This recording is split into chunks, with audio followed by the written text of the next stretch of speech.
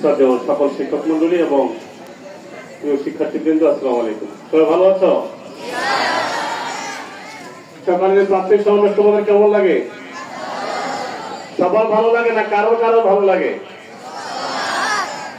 আজকে সকালে ফজরের নামাজ পড়ছো কারা কারা? যারা মুসলমান আছো ওকে ওকে, সবাই পড়ো, আমি জানি।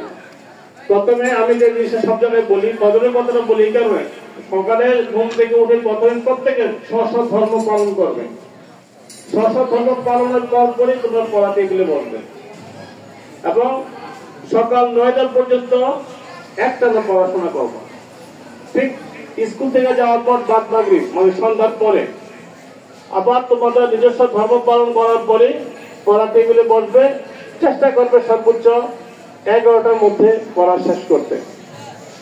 প্রত্যেকে পড়া টেবিলের সামনে নিজস্ব রুটিন থাকবে, কখন কোন সাবজেক্ট পড়াশোনা করবে সেই পড়াশোনার জন্য একটা রুটিন থাকবে, সেই রুটিন অনুযায়ী তোমরা পড়াশোনা করবে। প্রিয় শিক্ষার্থীবৃন্দ, তোমরা মনে হয় রুটিনের কথা শুনে নামাজের কথা শুনে হাসাহাসি শুরু করেছ। বিষয়টা দুঃখজনক। তোমাদের তৈরি হওয়ার সময় এটাই, ছাত্র জীবনই মানুষের জীবন প্রস্তুতির শ্রেষ্ঠ সময়। তোমরা নিজকে এখন যেভাবে প্রস্তুত করবে ভবিষ্যতে তোমরা ততই ভালো থাকবে। খুব রৌদ্র পড়ছে, তোমাদের কষ্ট দিব না। সবাই তোমাদের মা বাবার কথা শুনবে, তোমরা শিক্ষকের কথা শুনবে।